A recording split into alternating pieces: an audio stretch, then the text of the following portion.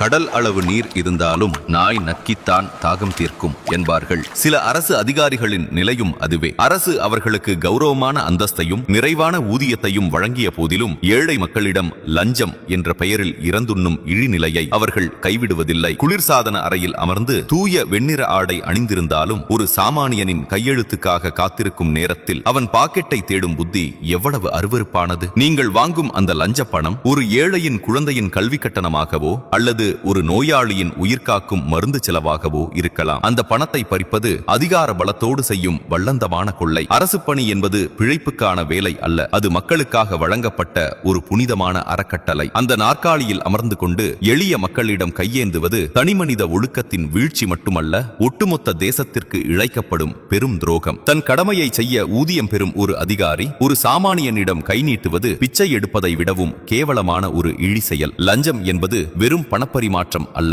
அது ஒரு சமூகத்தின் முதுகெலும்பை முறிக்கும் நஞ்சு. ஒரு அதிகாரி செய்யும் பாவம் அவரது 7 தலைமுறைக்கும் நிழலாய் தொடரும். எளியவர்களின் கண்ணீரிலும் சாபத்திலும் சேர்க்கப்படும் சொத்து ஒருபோதும் நிம்மதியை தராது. எல்லா அதிகாரிகளும் லஞ்சம் வாங்குபவர்கள் அல்ல, ஆனால் லஞ்சம் வாங்கும் அதிகாரிகள் அனைவரும் திறமையற்ற நிர்வாகத்திற்கும் காலதாமதத்திற்கும் மூல காரணமாக இருப்பவர்களே.